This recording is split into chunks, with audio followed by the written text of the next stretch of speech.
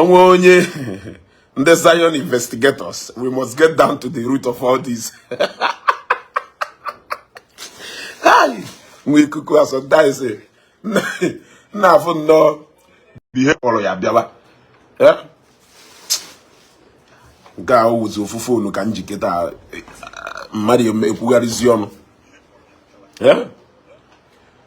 We must get down to the root of all this. Call them, let them come and join this broadcast. No, can we cook us a pag will go for the Adama. Okay, first of all, one of my fans sent a message yesterday, a bit 2 days ago, and he said, Ezugo, please, any day you want to make reference to Father Mbaka, please add Father or Reverend Father to it. You want to go?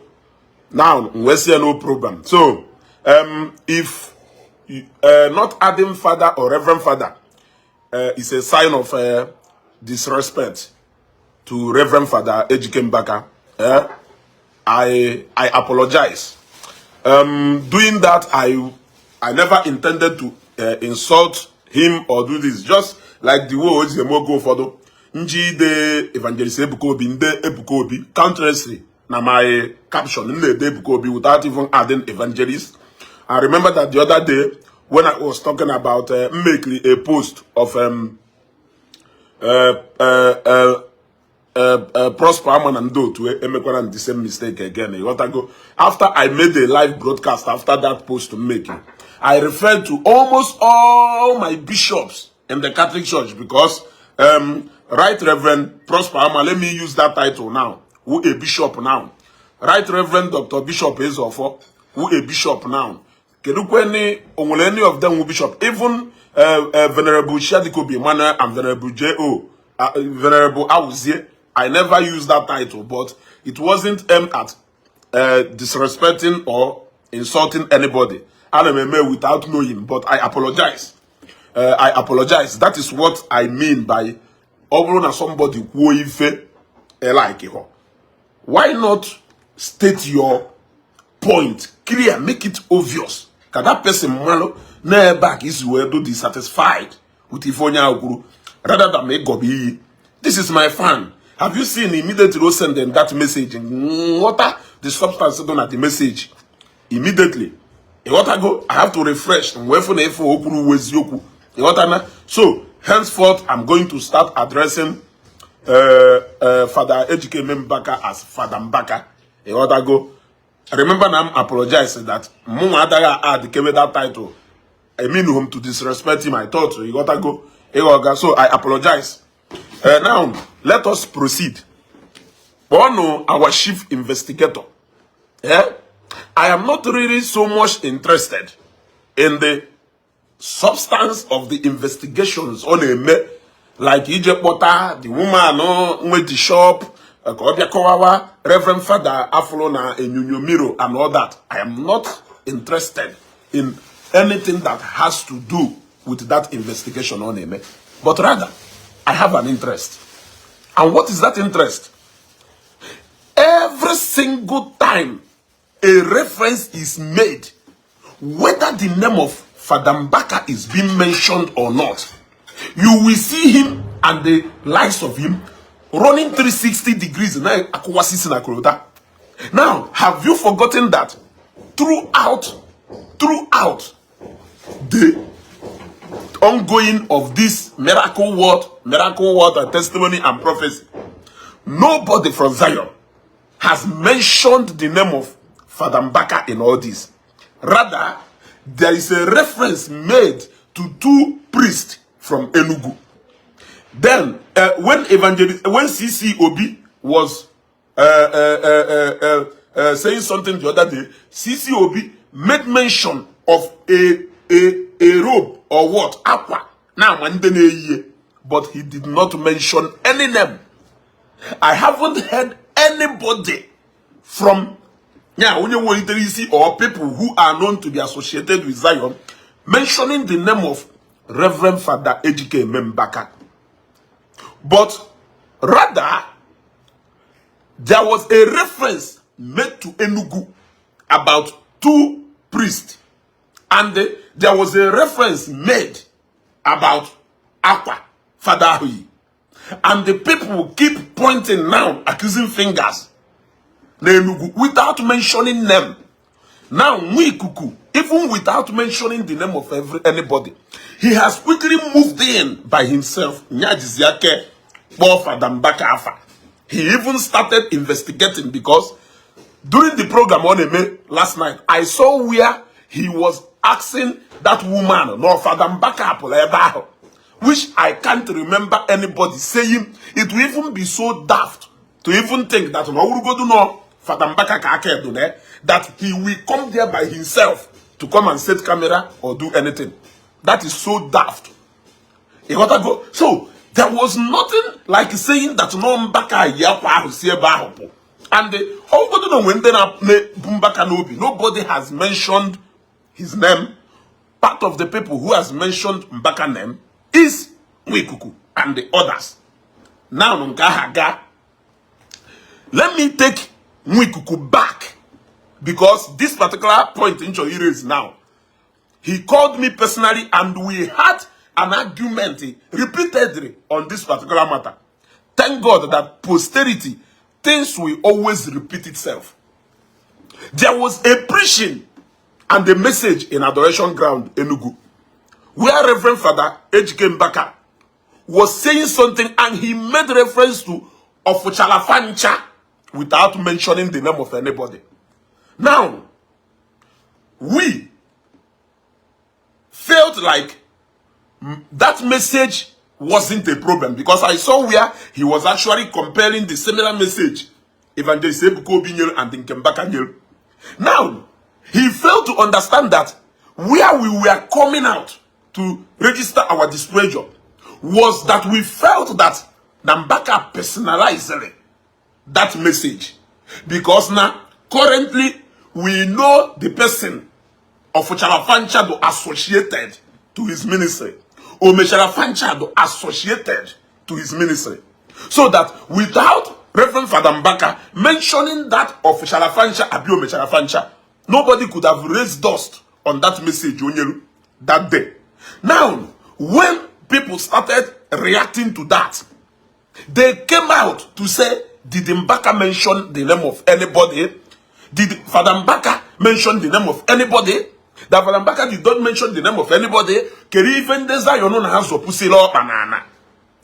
Forward to today, they talked about a priest, 2 priests from Enugu, without mentioning the name of anybody. They talked about Engineer CCOB, made reference to our father, that we know he never mentioned the name of anybody. Somebody a winner into investigation. Emwali ife ya we mego ya dogo mma. Emena yo nyoso. Emwalo nke ya we mego dogo mma. Onyo so meye bulukwe, because understand ya no nya feel the same. Look at it. Just look at the kitty. Without mentioning the name of Reverend Father Mbaka, all of you have started mentioning his names. Did anybody call his name? I am asking you. Instead of you wasting your time running investigation because you want to exonerate the person, his name wasn't mentioned, your interest in that matter rose the moment they make you a reference to Enugu. If you wrote, na go, imeto, Father Mbaka, a maputo smoke, he defend the Mbaka from all around the manner. If you don't defend the evangelist Bukobi, if you don't have Wella, if you don't have Mahife, when I see how the terror and risk organization, when I see no go on Hana Magari, have you seen it? Now, instead of you wasting time because you say we are worshiping man and not God, I wonder who you are worshiping. Look at the kitty na bagari sinsi. Ne waste ego na bagari ne lugu. Instead of you waste ego, Jenasho, what a one in shop. And in the mechaniki, non because you want to exonerate Reverend Father Mbaka.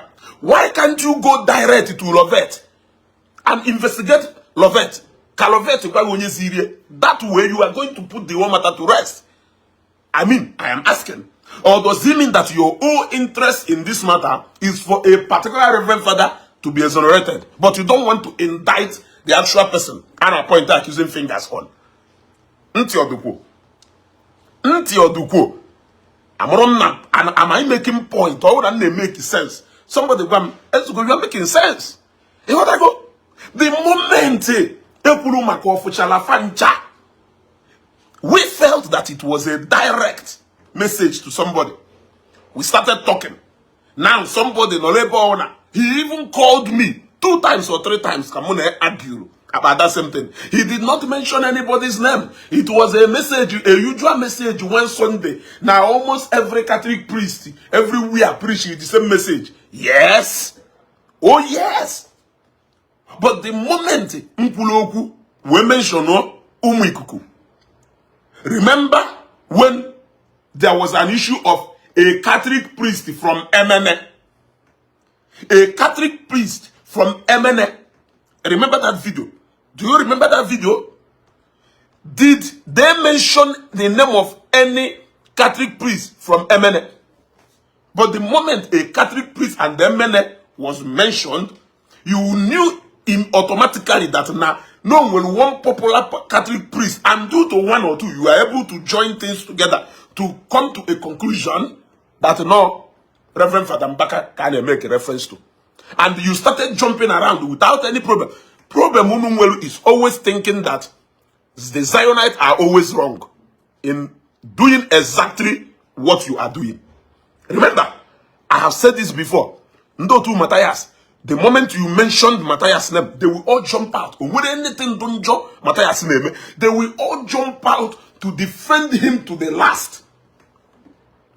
But when you mentioned the name of Evangelist Ebukobi, you expect his members to sit back and allow you to come out. Is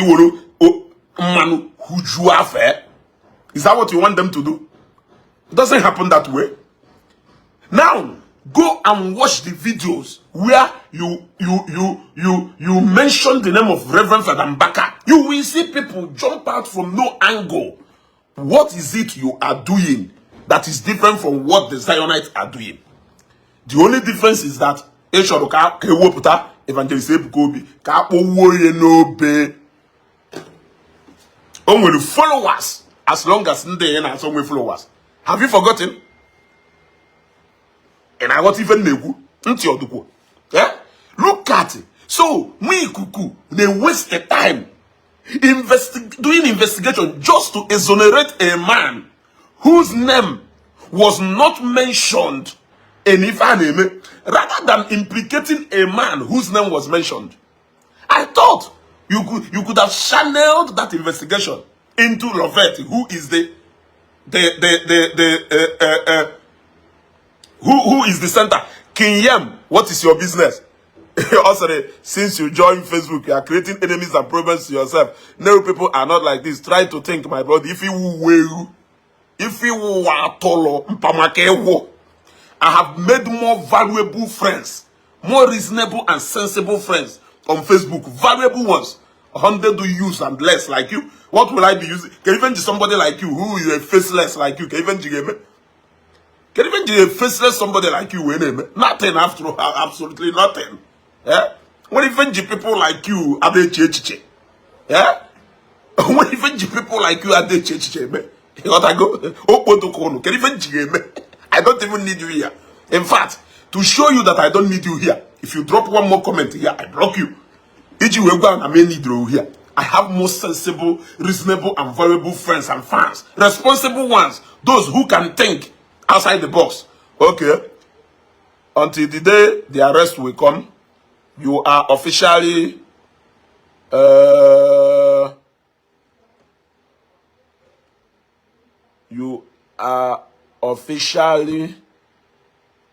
banned from this page. Kelebono. Let me do that so that we can continue. Don't even the fake account. Don't even the fake account, me. Actually, you go open a page. Bia with your real account. Kai malonya ina eku. E what I go? Click on like. Nya, ne pere makane for nanya. Let who go? Na click on like alone.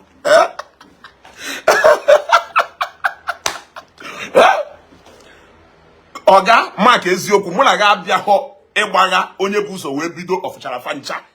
As far as keta do concern, onye ji ọfụchara fancha, o mechara fancha, okwuchara fancha, wee malụ ministry ya evangelist Ebuka Obi, mụ na ga ya bime argument ya. Ịghọtago? Onwe mgbe o nwere ike ọwụrụ niile eje adoration, mana onwe mgbe eji ọfụchara fancha wee melụ Reverend Father Mbaka. But we are talking about right now. Ọnọdụ ka mpụta sị ụmụ ikuku ayeyeye. We know the people. Other people may be using this particular expression, but I am only associated to. We know. You want to go? We know. Mmadụ pụta sị ụmụ ikuku. Ụmụ ikuku. I am only associated with. Other people nwere ike na use mana onye that word do associated with. In the case of Ofochala Fancha, we know who, even if Noblonya got directed to, we expected him to come out then and make a more clarification. But he did not do that. Rather, he continued compounding the problem, allowing us to solve the puzzles ourselves. Equal who create the controversy or raise the controversy. What you need to do is to come out and give more clarification to that, so that people will know that they are misquoting you or misinterpreting what you have said. Did you see how I apologize now? So I want to make reference to Reverend Father Mbaka as Mbaka. Ni ne feel no ezuko dey disrespect here. On a shop tabokita that I was doing that ignorantly, that I nama attach or anything more to that, apart from what I just said, which I have just apologized. And have you not seen that I have started now addressing him as Father Mbaka or Reverend Father Mbaka? Have you not seen it? So ni bubunobi nezugomoma emefa kone disrespect. If gokita na my intention abro to disrespect him.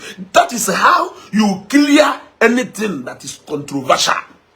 If you keep more compounding it, people will be meant to reason it out themselves. Figure it out themselves. So today, they have talked about two priests from Enugu. Since you are able to decode one, no, Reverend Father Ejike Mbaka, who is the other person? If he heard you, who, because he was in Zion the other day, the other day. That was why you cannot mention Okunelele. Otherwise, through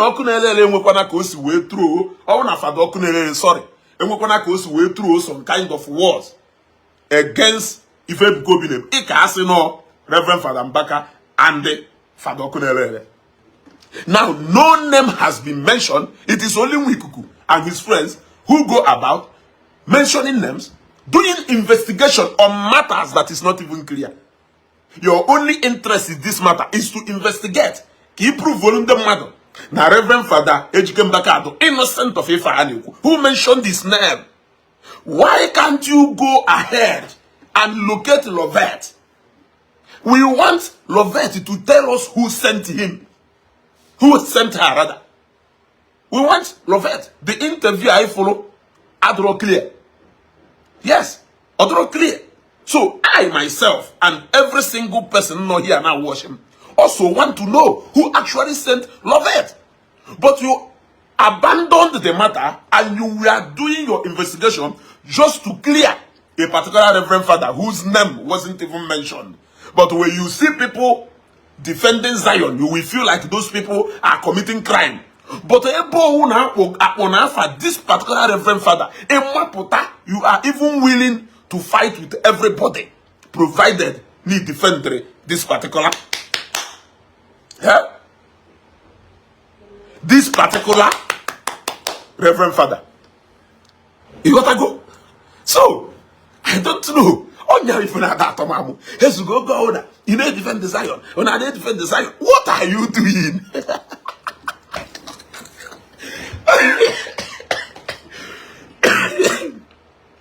Can even go on because Paul Okafor, if they go that comment once, I am seeing the same comment again. If you repeat the same comment again, you will be off this page. It is very simple. You have gone here for the first one. from anything sensible, allow way agonya. Now, he repeat it again. And open go from this page. You watch this video, money enjoy. How go now? You can't afford to miss this broadcast. So, no that. If they go number one, it must have a continuation. Stop repeating the same thing. I want warning. You people thinking how you will. Uno do against anybody who comes out to speak in favor of Ebukobi when you don't have any evidence whatsoever to hold him to FML. Why can't you push more into implicating him since in Ife Basara Zion pinching on body so much? But Apotafa another place or Wahala. Yet every single thing they may go na Zion, again at that place in there, I fight so much to defend. I saw a write-up the other day. Yeah? If that write-up that write-up though, right. What it means is that now the both Reverend Fathers, both the Reverend Father in question and the evangelist in question are all fake. That is one thing on a hammer. If I judge by what you have written down, because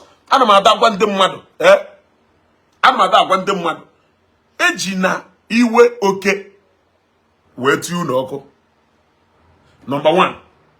Number two. Control your anger and hate so that you don't at the process of trying to unleash vengeance or unleash your anger on somebody. You might be exposing yourself thinking that you expose somebody. Implicate onye at the scene of crime. Case we arrest here, we see Kerifi Jerime ba at that particular time. Or case we solve guido puzzle. Wherefore no kuba mado wunya suidie. Wherefore no kuba mado wunya suidie. Because of so much hatred and anger, it will not allow you to think. You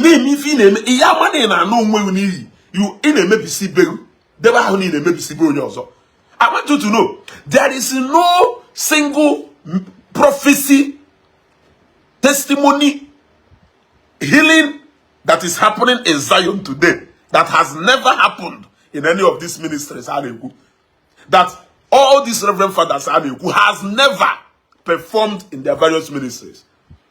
So Zion not fake. What it means is that all of them are all fake. What it means is that all of them are all RNG. Because we serve the same God. The same God that is capable of Bible. Who says that the same Bible cannot make somebody, that the same God cannot make somebody umwego? Yes. Onye nwere gota can become a house owner in 1 month. Don't say it's a lie. You know it is true. You know it happens. Onye nwere gota ta we na ula can become a house owner in the next 1 month. It happens.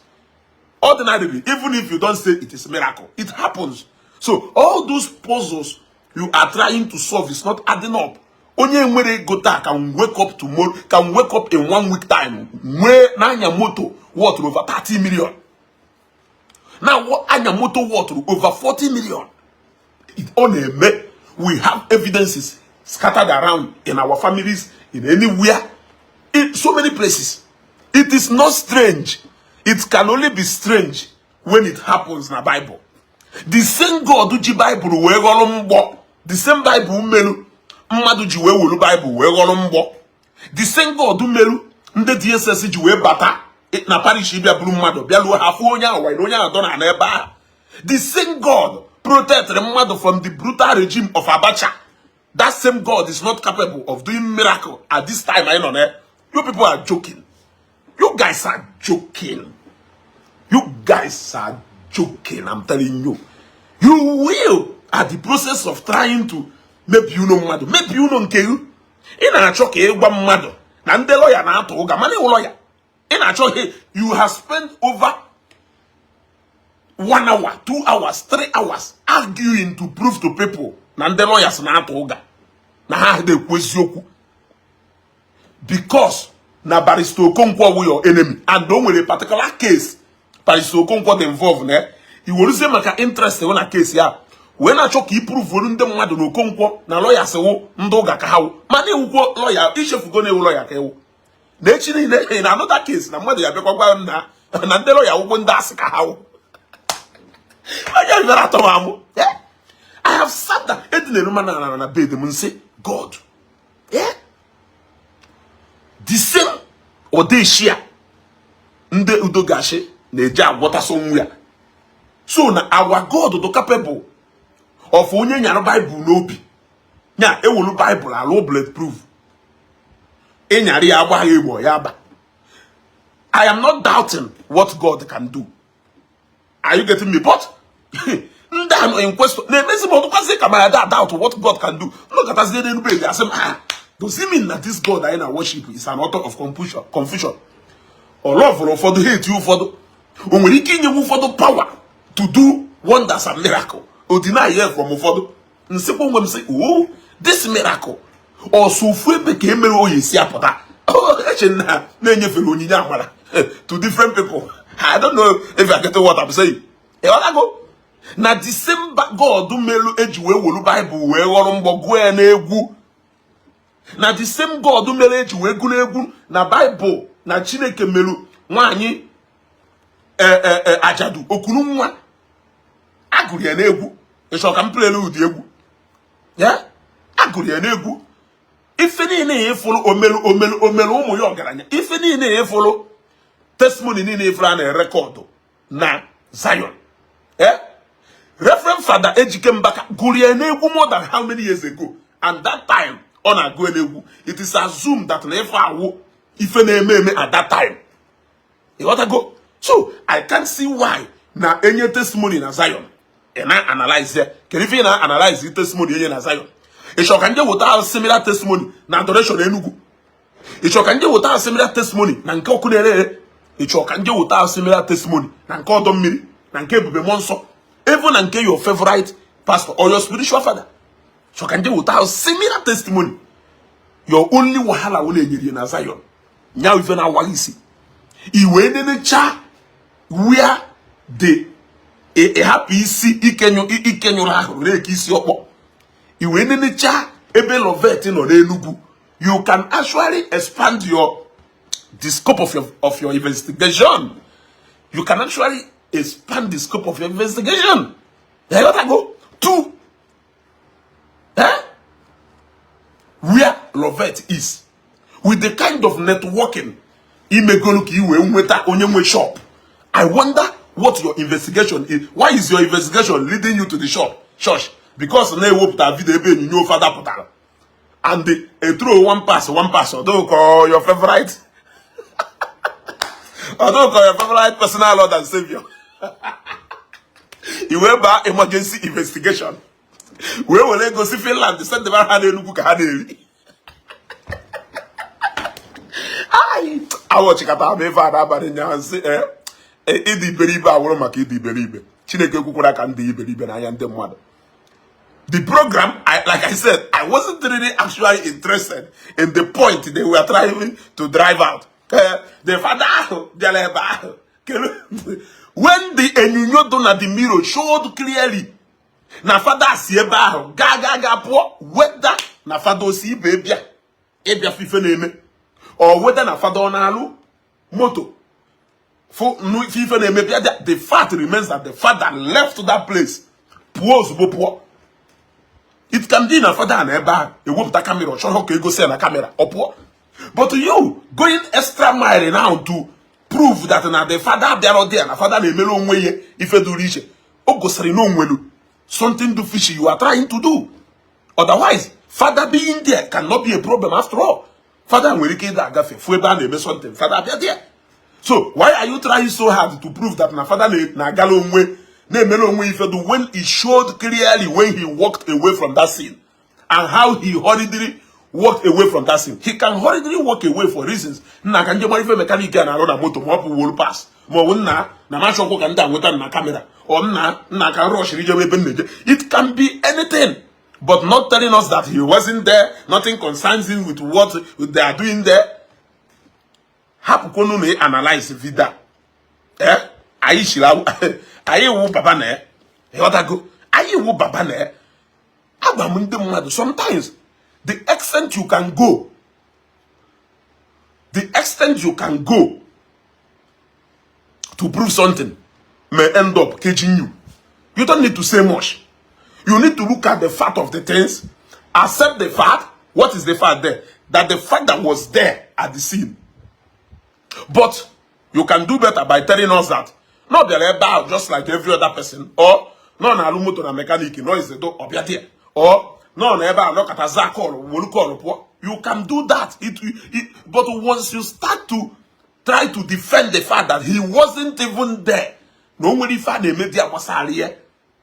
You are implicating yourself. You are making it look like there is something fishy. And the way he let the girl you first of all said that no go send the people to locate the woman. Then secondly, the woman who not because of him to say father can reach out to you people. Can't you see? Una maloma na rap everything. Your favorite father. Yeah? On a way you were. Malokwa evangelist ebuko bi nwelu ndo wo their father too. Ekpokwa in another manner. On a way kwanda hiwe. Okay, hetua. If you don't understand it this way, then I don't know what you want me to say. Etwa ho si eme akwa your favorite reverend father or bishop. Odo ko gu kuwisi na word. Etwa ho ko si eme okwa evangelist ebuko bi. Odo kwande ne follow ko hakukwisi na word. So their reaction will not be different from your own reaction. Have you seen now? Of Chalafancha. People like me, we came out to say, no, this message is personal. We expected a clarification to show that this message is not personal.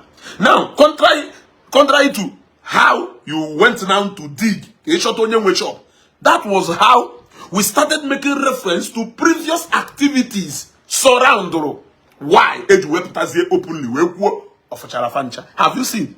That was our own way of doing our own investigation. Even though no further day made investigation, but also further apologize.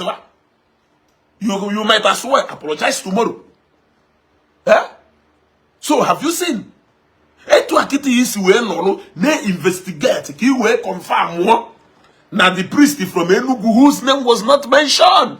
It was you yourself who mentioned the name of Reverend Father Ejike Mbaka. Nobody did that. Nobody ever said that. Now, in fact, who will even say that now Reverend Father Ejike Mbaka will come to that scene? Now, who not behind the phenomenon? Who said that? No, yeah, appeared there by himself. Who said so?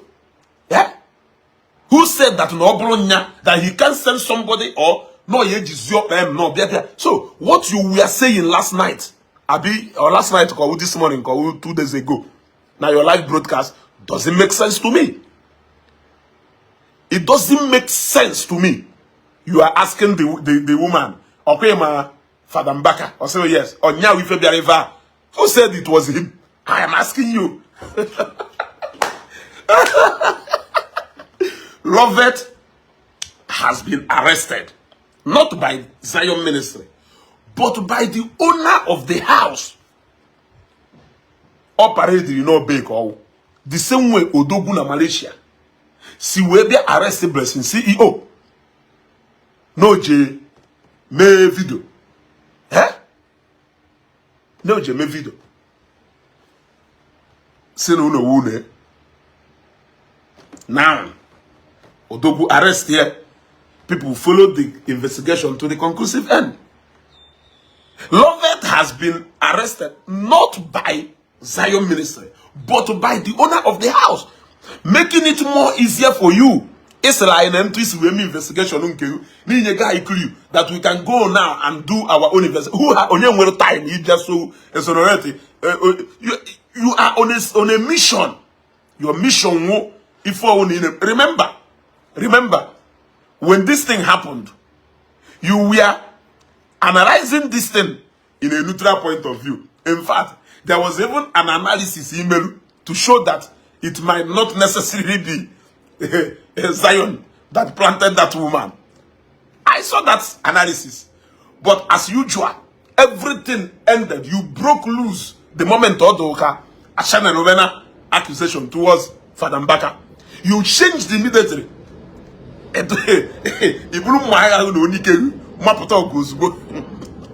at first, I saw your write-ups. You were analyzing the things. You were being neutral. You were not laying accusation on anybody. You were doing it as if you know that it is possible that now this woman might be for here. This woman might. In fact, you were so neutral. But the moment CC Obikuloku, Accusations share video, the judge stand there anyway in investigation. Yes, if you go to have to go to the pool of it, I can go to every father Apollo.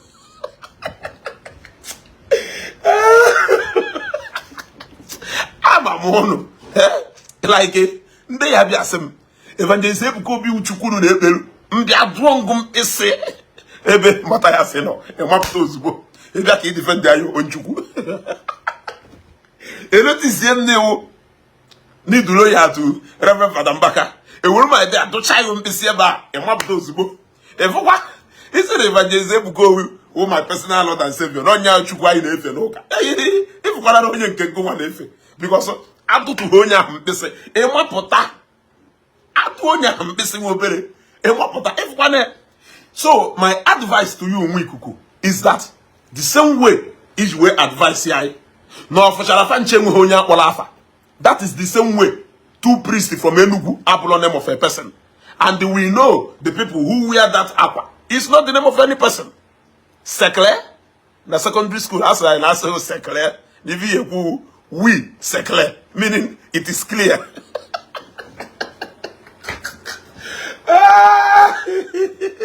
Look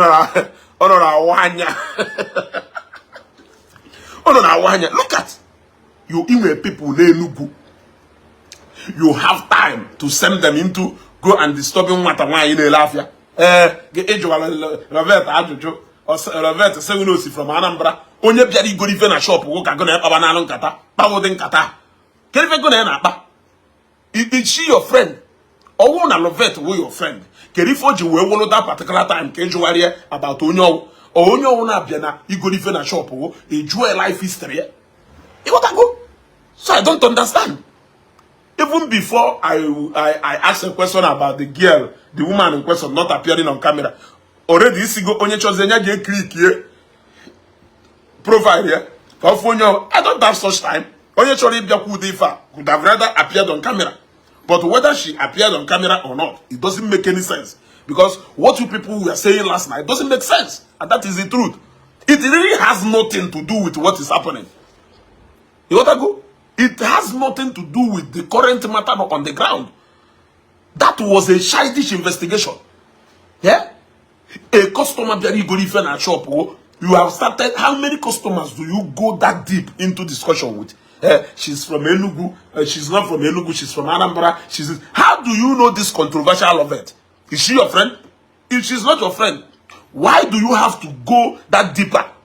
Even with that shop, you will be joined in this investigation. Why must it be your shop? So wonder but will be Lovette for you. Wonder yana opante for you. Mbobe testimony. Why must it be in your shop? Can those people locate here? Kelonye difa say na Lovette ji ogwo onya honele ku opante onya ka Lovette na je bro opante onele naka. Kelonye difa hono na background na ekusi ike na Lovette ji ogwo ana ma ajuga ajuju. Ona ke ka Lovette na je bro opante onele ono sara na onele opante. Mana ayi fu ya shop ebe ana ele minara. Ono katakwazi say na ohonya nwe shop na another person nwe shop. Now a lot of things onya ho ji ogwo we want to know what was the transaction for. Onye na be your pantone one. Number two. Onye na ase ka eseti ihuye. Onye nke ozo na ase apia no ko okuchi iwe. Seti ihuye na ni di seti ihuye. Kele onye dị fa. Kele onye na acho ka eseti ihuye ebe ai fugori ihuye ebe a na egosie phone. Fukwu ihuye. na onyonyo ndị Zion. Kere ife a na-achọzi ka eseta igwe ọ ka job esetiri wee zuo oke. I am not saying no kwolu ka esetiri, but at the end of the day, everything is gradually looking like a setup. Everything is gradually looking like a setup. Everything is gradually looking like everybody that played a role in this was positioned at that particular time for that particular assignment. It is gradually to look like that. Yeah? So, you must have to expand the scope of your investigation. You want to go? Eh? You don't have... They said a lot of things that is not adding up.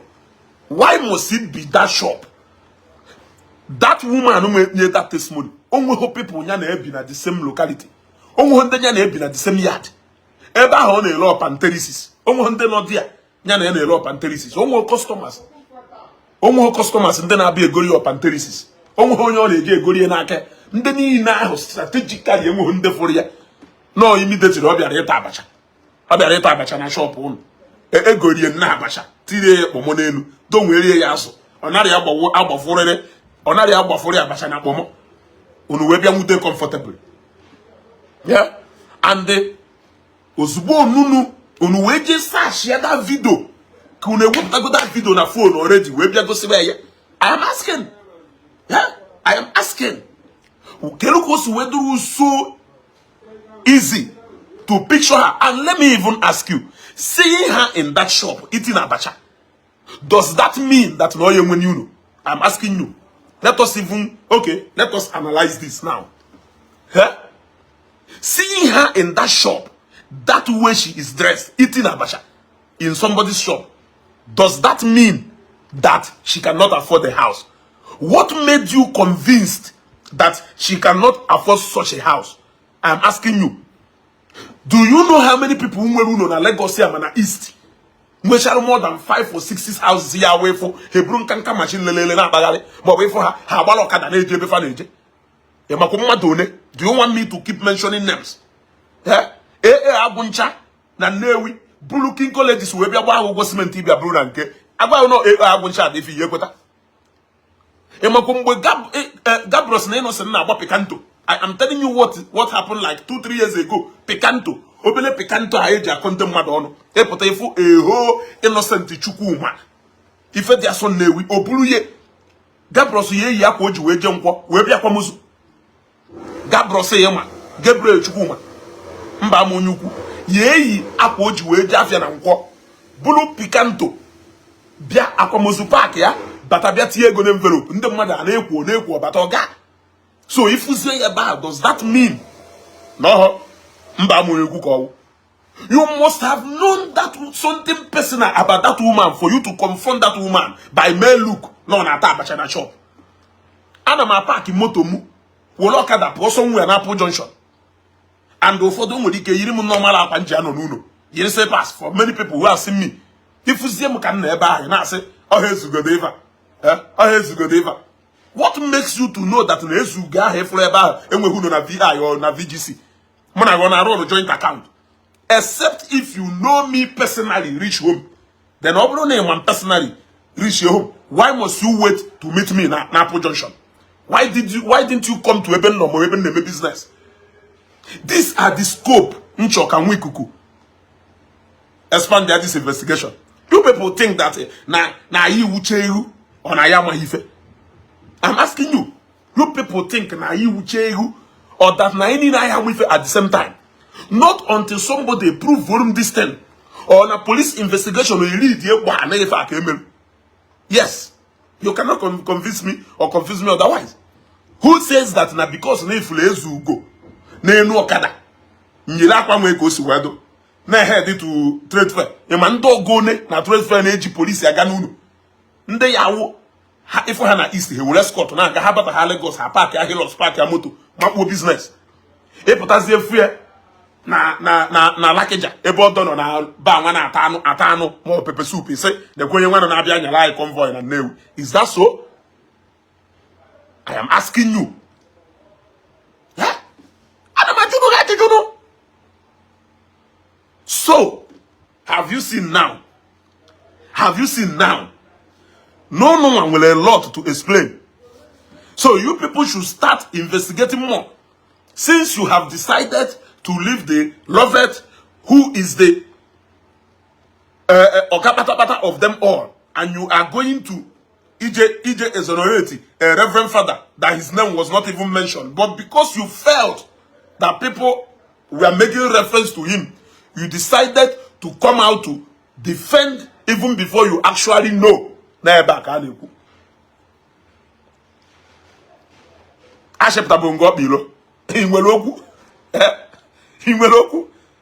saw what you wrote this morning, that you must follow this matter to the conclusive end. Is it to prove to us that no father will involve female, or can you prove to us evangelism could be mastermind that arrange? Which one? Why can't you focus on the name of the person that was mentioned in this whole thing, which is going to evangelism Kobe? Why are you focusing on the name of the person that people will refer to, even without the key people here mentioning names? You have already assumed, and you have started investigation based on assumption. So, are you a good investigation of Ifo now? Kife Lugo now? Have I proven to you that you have failed in your investigation? You need to start again. Bia na Lagos yeba. Come on Apple Junction for like 30 minutes. May go see how multi-millionaires on no okada yirin kreka kwa na ejafia. Man o mu wezugo. Bia kai gba dan newi. Kai no na one particular junction. May go see how ndo gara nyone bu machine nkreka machine iye kwedu bu gbajo si somewhere. Mo buru moto lelele. Abangu no onye do otu a bia ka mkpoje na warehouse ya bia ka mkpoje na plaza ya bia ka mkpoje gosigasia ru no onwelu mana okpu na egwu mana ebe niile me gosi hoye malo na ohom na egwu ifa. Yes, so I want to know if each way do well convinced that na that woman e follow there at that particular shop pay you rag come and know yakwa that actually no onwe hu no onwelu. Were you expecting police officers to be guarding her because no one will 300 million? A mama don't know more than 5 or 6 or 10 of such houses yet. If they don't even drive a good car. A mama don't. So, can you way to convince ongo account officer that woman? Are you her account officer? Ongo na manage your account in a bank. Where malo no one will do 100,000. How was it all planned out? And how were you able to, did you screen record that part of that testimony that day, keeping it, hoping that one day you find Lovett? How were you able to refresh back in Asylum page immediately? J-record that you even fast forward back, J-record the prophecy. You have a question to answer. Okay, let's say that now on the day of that testimony, the prophecy was played out.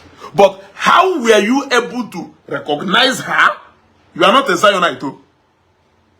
Don't forget, you are not a Zionite. Or are you a Zionite? Cassidy, they follow Zion prayer movement back to back. How were you able to remember that woman? To even rush back and go and screen record the testimony stroke prophecy. One day, you people need to do a better job. It seems like people were placed strategically at that location for this particular job.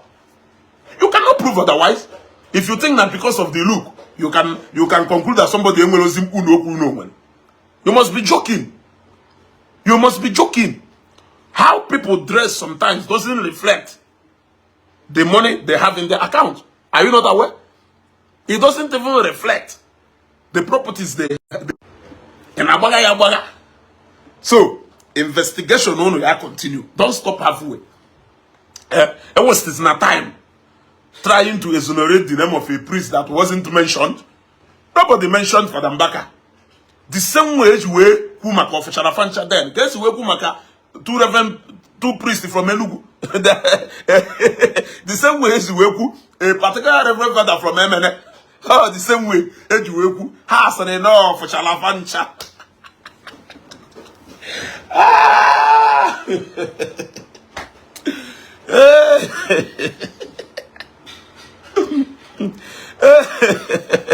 Ngikuku ngado nganga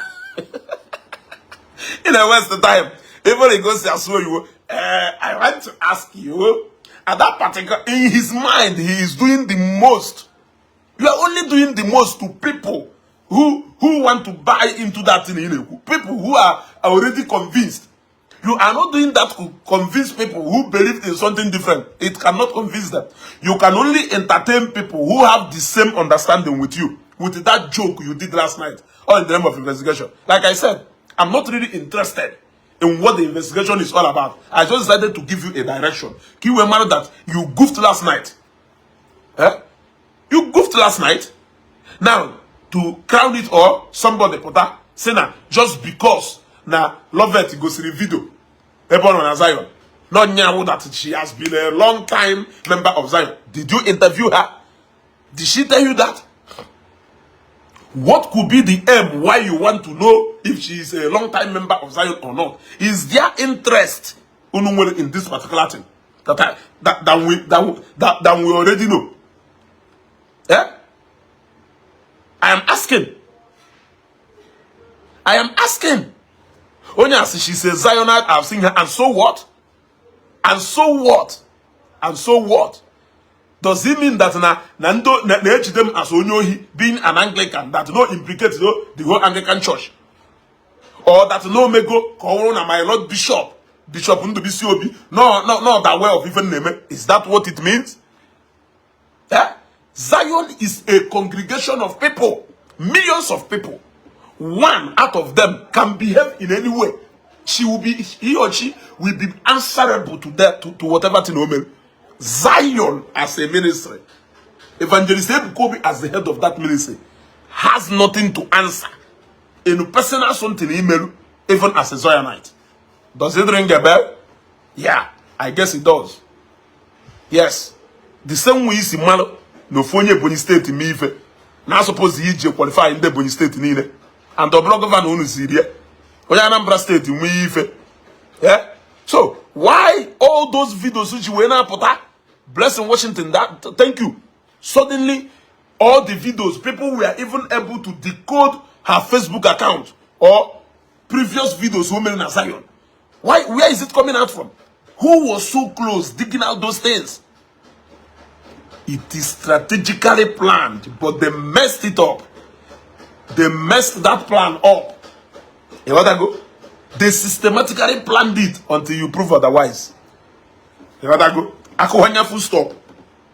Ask him, they systematically planned it. It's even full stop. Auto continuous. Until you prove me wrong. Feni na ono na ko na bari nya ho. Ono joso na kotu. Ono joso na kotu na bari nya. A lot of people now say, why they investigate? No. Onye bia nye testimony mba. Bia egwam ni nwere uno na 7th Avenue. Esoro nguji je investigate ni nwere uno na 7th Avenue. Ke business ndo na. Nse I tap for your grace. Emenu mi for jo isiri nizloyi na tap from izloyi. Whether na etoro ga na uno, I tap from the grace of owning a house. Don't I want to own a house? Yeah? So I don't know why people will be saying ndeni ne tap from that grace. Only on a tap from that grace. Continue praying that that grace it happen. Because now love it will not say no jebo we just zo in a bank. He will tap up a sin for job. Mana he go no wezi ife. So it happen from the grace of Oyesi no Guruno. It still stand whether no nya he go now or no go now. You will still be hopeful that we buy a house. Is it not clear? So onye potanye testimony na church no go no. Atap from grace of Onya, esemade emene ozurori. Yeah? Ozurori. Oh, he goes through. No be house she buy. Yeah? Yeah? Ana ma ajo na ajojo. Ozurori. Obulu no kogolu. Huh? So, onye muna ono na back ta na bank ta ese mun na ezugo no nwokolu no ngolu na 21 road na first stack. Ebinie mozubo solu ka nje investigate ya. Why ni informer ke gbaram ni email. Izurohi. Now what I need to do is to say, I thank God na I tap for your grace. Whether ni go school or ni go home. I tap come from grace of buying a house. Yes. Oh yes. Oh yes. Yes. Oh yes. Yeah. Oh yes. Yeah. Oh yes. Oh yes.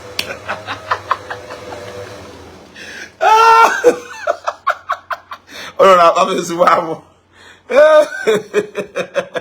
Oh no, I'm just wow. If I just ever go be to go to the na panic or na agbaghari, you're gonna deva. Eh? You're gonna deva. Onu ye kwu eba. Si eba so onu. Nwe ikuku kpolum. 3 times come on a discussion of this of Charafancha. Ngwa say now this thing go say no a direct something can make it to somebody. It was you who is trying so much possible to prove to me that na Father Mbaka of Charafancha does not mean that no make a reference to the Zion. G-Lord. So why arresting her with the police? Well, I will answer you that question. Since it wasn't Zion who arrested her. It was the owner of the house who arrested Lovett. So go and call the owner of the house and ask him why he arrested Lovett. When the lawyer and the owner for the company was speaking, were you people not sharing the video? When you saw the lawyer and the member of that company, the manager of the company who owns the house, making a public speech at that house, were you people not sharing it? What do you think could have been their next line of action when the lawyer has already appeared in that scene? I am asking you. Yeah? Arrest. So all the owner of the house who made the arrest, not Zion. The other go, not Zion. Zion is only interested in getting to the root of that matter. Yes. People who knew the girl could herself now Helen and not Lovett. So how did Helen tap into the testimony of Lovett? Na prophecy. I am asking you. Because a lot of them are saying, why you go be Lovett? Since you have heard that now for the girl, the woman, Helen, and not Lovett after all. So since when did Helen turn into Lovett? I said it in a last broadcast. I use my own prophecy as an example. Where say, imagine, I want on a court, man, I report here. In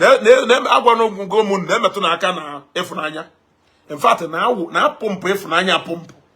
Like now pump ya pump. Only share about this video. Share yo. Share.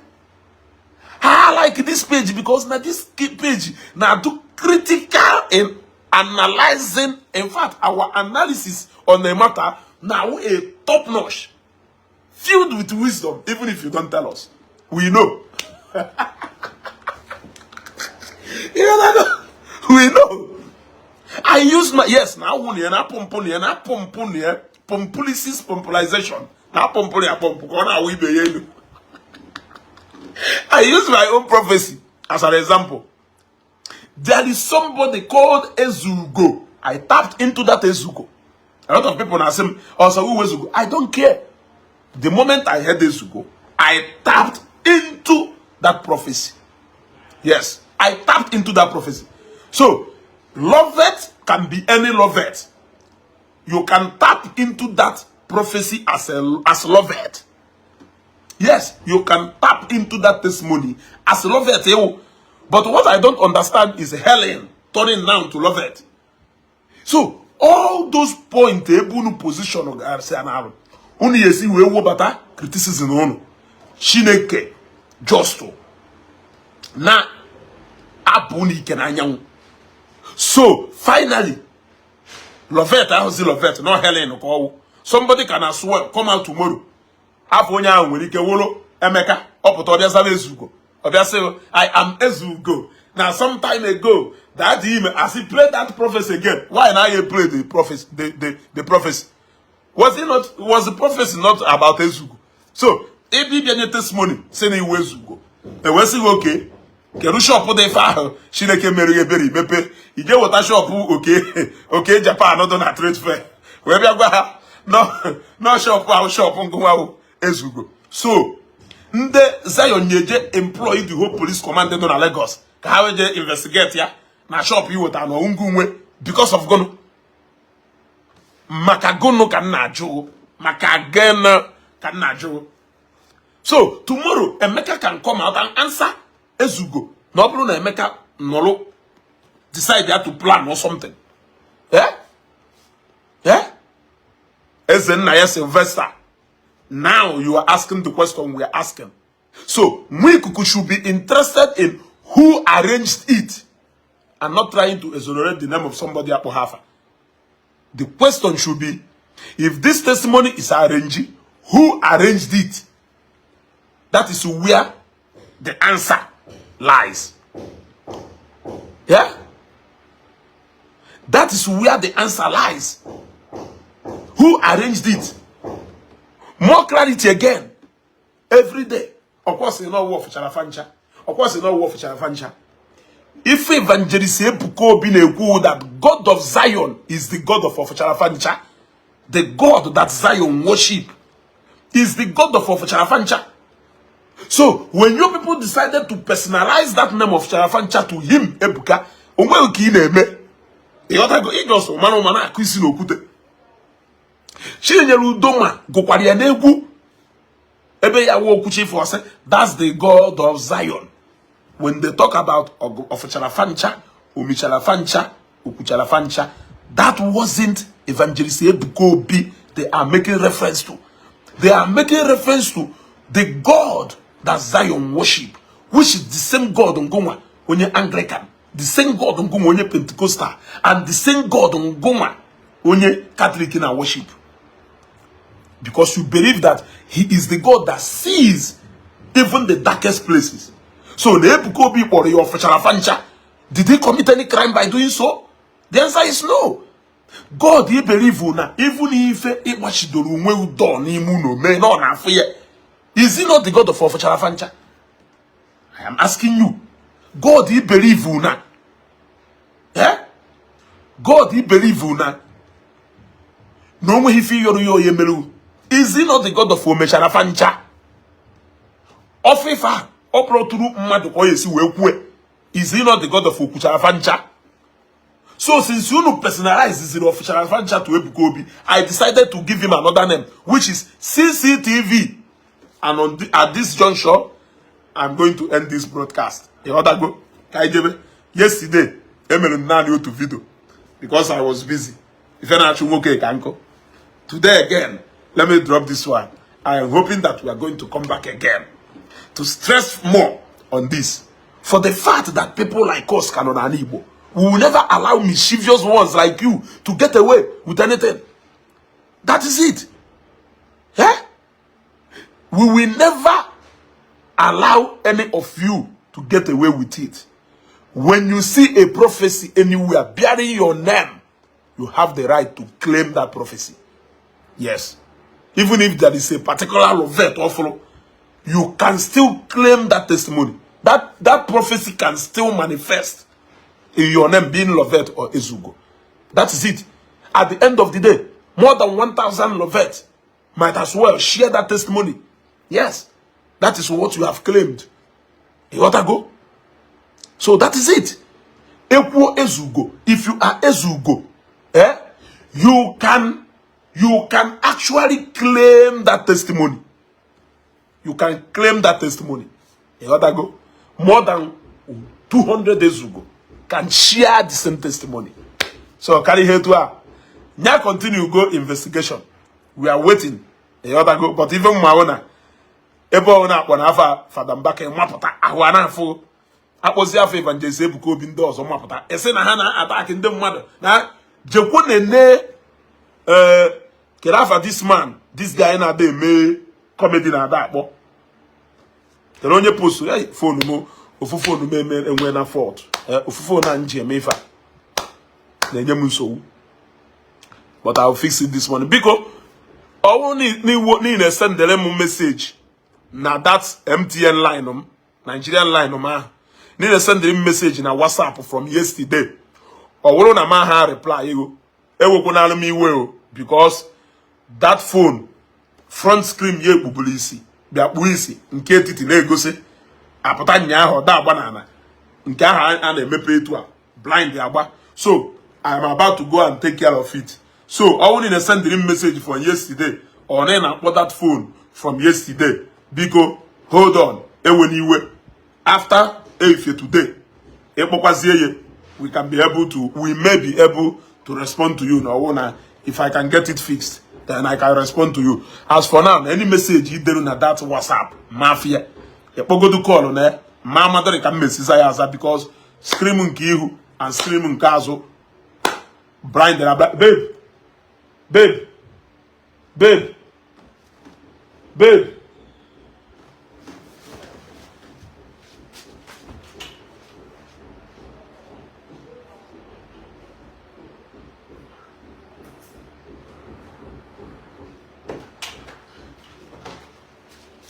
so because all in about that line you can see phone a follow to on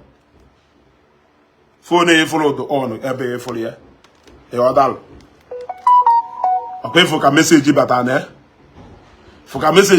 kito me to on but I cannot see anything. So all in akpo me eba bear with me. I'm going to get this fixed. When I get it fixed, we can continue communicating from here.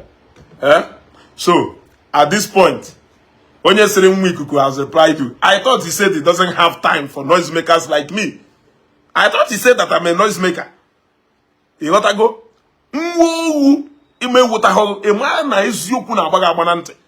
Because you can make piano. If you don't a reply to me, you must be forced to make you cannot resist it. Who has ever resisted? You cannot resist it. That is the truth. Can you make it different from the Zionites? The Zionites we have a Kobe, Hapota, Ngoma, Abo half of Dambaka, and what from anywhere. Even in some Wikuku. What does Wikuku mean? Wikuku mean only one adoration, and Gumanajo ego. Wikuku mean that Wikuku. In without the inspiration of that name from adoration. Because now, etua. Nde Zions we wolo almost the Zionite. Etu aka nde adoration mbaka fada mbaka si we wolo Mwikuku. So Mwikuku ahụ inwetara from adoration Enugu State. But he put in a pretend ka ya sị na ema eziokwu wa ni mu eziokwu. So ebo one no na e mention ha afa Reverend Fada Mbaka e mapụta anywhere to defend it. What makes you different from onye Zion name akwa afa Evangelist Ebuka Opota? I am asking you a question, not until you answer me this question. Anything I call Jabrata, because I am speaking in favor of Zion. Then it means because you are speaking in favor of Reverend Fada Mbaka. It is very simple. Now, until you understand the fact that that is where your loyalty and your love lies, the same person have such value, the same or more than that value. He put to another person. So how you expect that person to join you to criticize without seeing fact of when you believe why you are busy protecting your own? You must go to the hospital. Because things clearly doesn't happen that way. Look at how you analyze Evangelist Ebukobi's ministry and everything. But the moment even Fada Mbaka no put from nowhere, even nation go di kwoku put immediately lionya kaji honya. Is that so? I dey here onafu bohife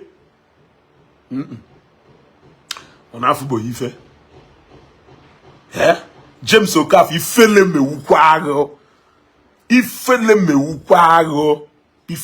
mewukwago mpama bia onye na ebe akita je mepe James Okaf wopụtara m picture kerunde na ebe achọrọ m and iwepụta picture ahụ na WhatsApp. In fact, send there na WhatsApp man na date iwe because this phone I'm getting it fixed today.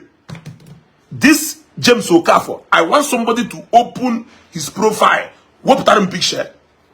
Can we magic that? Let somebody go and open this James Okafor.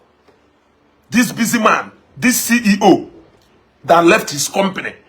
But ever could join jobless people like us into discussing jobless and if a issue. CEO in on a site. Eh?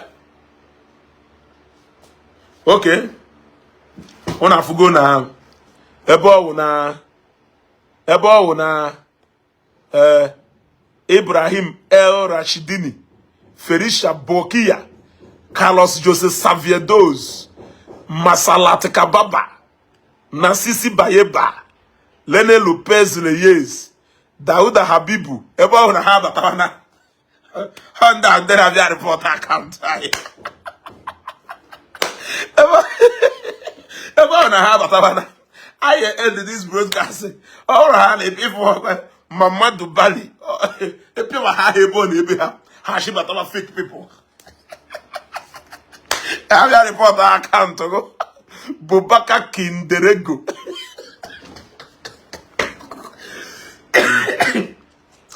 I got one neighbor in a way carry on a winner. Oh, ego makazo kana kwai kai jerini. Eba kai no we carry on.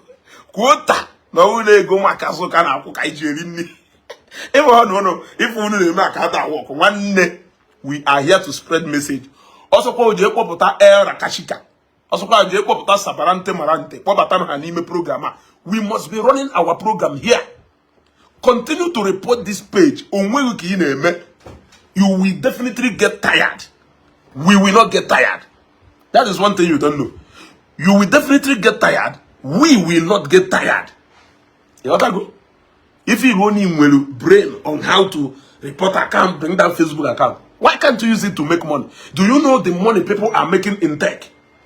Do you know how much people are making in tech? You won't waste the time on Facebook. Now relevant. A report to share page, you go card. A report to share ego page mother. Why can't you use that knowledge? Use it to come into this social media space. A lot of people are making money on social media. Come and kill yourself one place. Make your own money. You will talent in multiple accounts. E.g. report to page mother. Multiple accounts. E.g. report to page mother. Look at how creative you can be in a runner. Why can't you be that creative in making money? Why can't you be that creative in making money? In multiple accounts. Will you not report account on mother? You can be that creative. Why can't you use that same avenue and create a multiple way of making income? We'll feature to one up. Yeah, Otungoma. Where's your account to 10? A joint, a link it together.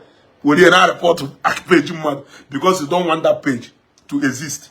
Why can't you use multiple means to attack the poverty in your life so that that poverty will not exist anymore? Why can't you do that? Why can't you do that? Use that tactics and create a multiple channels of income. Join them together to be operating in 10 different forms. Use it to battle that poverty in your life so that it can no longer exist. When I have that kind of creative, right? I don't have the creative. Thank God. The upload mark azoka. Si na Facebook enya ini. Ife na enya inu do. Also chuku. Ani chuku na emeze. Opolo mmadu na emeze. Andoye chuku meleze. Mmadu apụghị ibutu ye. It is so. So isho je popota sharakita munife. Lakila lakite. Oh mu Facebook mfo akwa amana program nne ma chajako. Amana no ponisigo demons. George Silver, Fifi Williams, Yaya Bamba, Keruha, Ayinji Hayange, Nakato Shalifa, Akilele Elijah, Kanamu.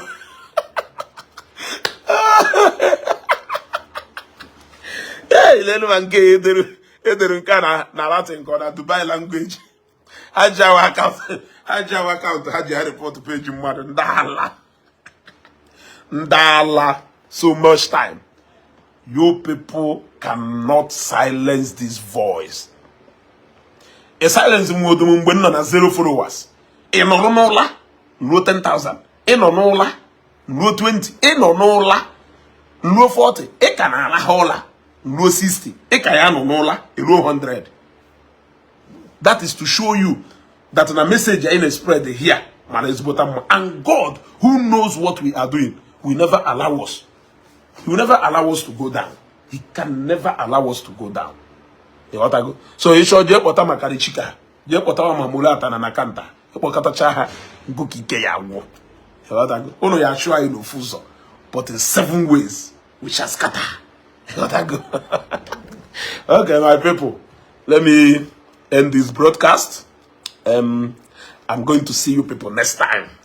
I still remain your favorite. Ezugo Ofoyenwe TV na Newi.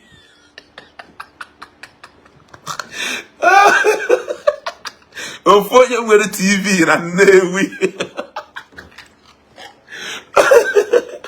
Ofoyenwe TV. Also move Ofoyenwe TV na Newi. Apart from the biggest TV house, if I Obanalo. If I Wosu, if I was all page, he got to go. Angela Wosu, all page.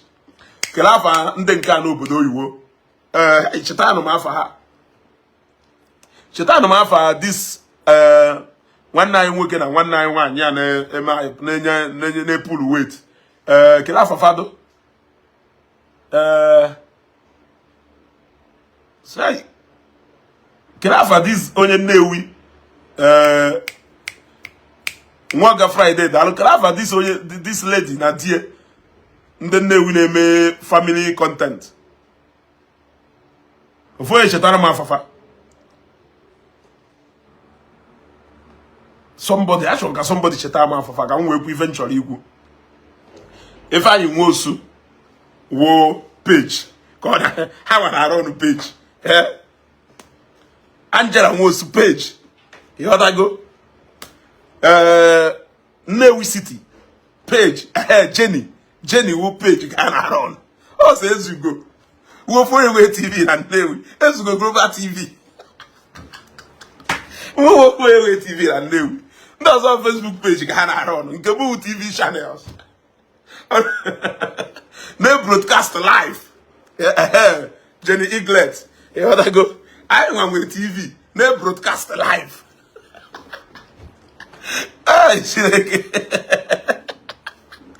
Amanda she okwolo kan chobule ego ugo Eaglet that okwolo kan chobule ime you other go na so they carry me go another place yo I'm here America page you other go Ajofia Newi Kelafa yo ko Ajofia wa for that guy inwe page na Newi page you other go so okwolo kan chobule ime na so they carry me land here where I do imagine all na mo go lo yetu unu sieku omuna Michael Zekume Sam ha omuna ya no fwebe I shit on guy je court ofunje e bago nga the next morning no need e adjourn case I be court ta Biayechi in on your highway to prison e other go and it go nga immediately mageva analyze analyze video ije mo amwo you got to go. It's about the gago. A gago. Yeah, we can see we gago. Toto. Oh, we can see gago. A mapuri on you. Everything I gago. I have to see if I deny. Don't do na ka he mapuri on you. Oku ana besta. Oku tara afeko afo. Sheke. Other can me change the page ma to Ofoyenwe TV na Newi. Bakandena ajo. Ezugi here make and then Newi. Ezugi here make and then Newi. This guy in the Newi I hear me like this. Get and then Newi see me. Get and then Newi see me. So namu mwelu TV. I hear enough. You go say namu wenye Newi. Even before Evanyoba actualized his dream of building the biggest TV house in Newi, I've already started the process. I started broadcasting more than 2 years ago.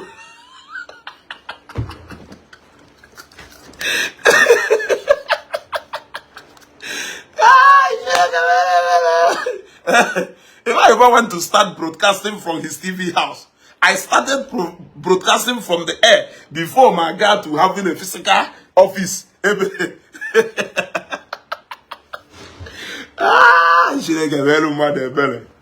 Because if you are a Zionite, kulusike no mu ikuku kusike be hako o kana aza mu ikuku boldly with mu ikuku ahụ na aza ọ na defend zi ministry yike o echo nya woro analysis e we ghọta n'ime ofia until na Lovet agba ya onye ziri ihe aye verify ya na onye aziri Lovet every other thing na akọ enu a wo chanchanji ikwachakwa nwanna anyị nwoke na-eti egwu osego na ife owu ni oburu na ife na-ekwu eba without showing me proof of onye ziri Lovet nwanne ife na-akọ owu peremense official onye eze egwu na Nnewi nya onye kwuru ya ife na-akọ peremense ishosuwo oyiwo ịnọ ha na arụ ka ewepụta video ebe fada pụtara na ịmapụta ozugbo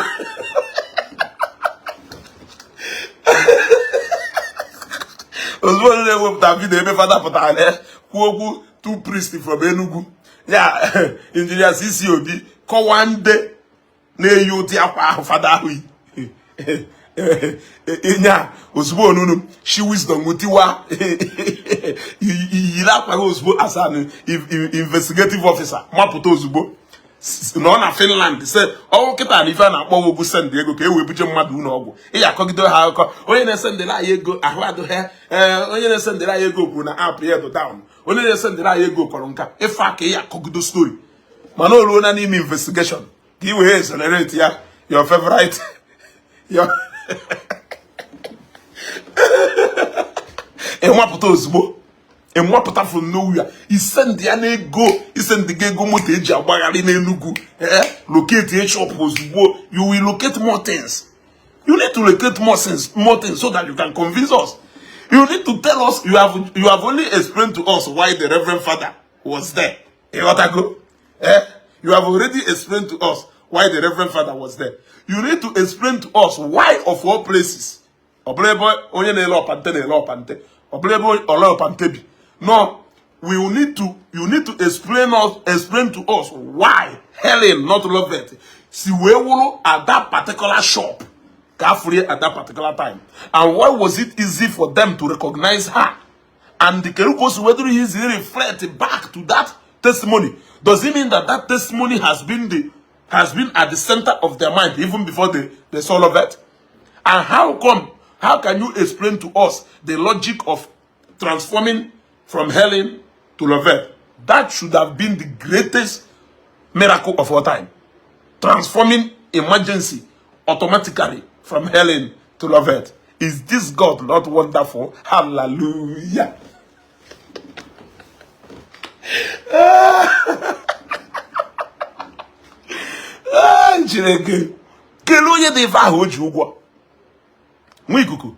I am giving you job now.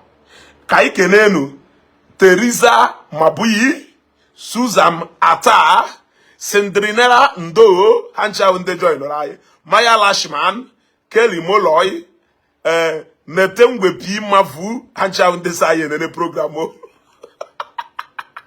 Blackmore Kuli, Mario Tolakaya, Kadiotu Abokaka, Kamara, Lampop Adish, Mohamed Fata Afaliziki Taliku de Salangili Musonda Mubanga Kawafa Zambia. Saidu Baba, let us welcome them to come and join us. Emmanuel Ayeni, Seriki Abdurasak, Kadimi Onyx, let us welcome them. Hana Rivai Naso, Ada Rivai Naso, Make Ato Kowashe Kelufa, Isabel Vegabeli, Ibrahim Silahu, Aris Robert, Fatima Silia, Hancha Unde, Biare join in a broadcast. Almost 2 Timothy, Ndojo. The hotel. Hato Mike. Na Vigonu. Kanfozo ga ku Mwikuku, ana, gwanu mwikuku na answer ye. Nya mewe program, bo mecha program. We are only going to pick 1.2 or 3 from his broadcast, and we are set to go. We don't need to really, you know what I go? No. You know what I go? Just 1, 2, 3 points alone is enough to destroy a 3 hours program. You know what I go? Okay, here to when you leave what you are supposed to be doing, you know me for also. Yeah? It's a nine worshiping man and not God. You end up worshiping man again and not God. You see? I think in all these things, God should be the priority in all these. But it seems like it's not being the same. But rather, I think you just want to discourage me to turn around from where I'm standing. And if I join you, you don't have any problem. Right? I boni waye ebute. I bona zo aye ebute. Manda akporo Zion asị mande for Zion nanya. Unu niile. Go. Unu niile. It is not very hard, Guru. It is actually more easy to defend Zion than to defend Matthias Eberima. Go. If you know how easy, effortlessly, you can defend Zion. But it will be so mumuyishiri for you to defend Matthias and his ideology. Very mumuyishiri. Mumush. Very easy. You can sit down in the comfort of your home, analyze 1 or 2. Go when you want to talk about Zion. But imagine how difficult it is for people to defend Matthias and his ideologies full of lies and deceit. Go? Not very difficult doing that, but you are doing that, I don't mind. I have to go. Oh, yeah, I don't know. I just sharp, but I will start from where we stopped.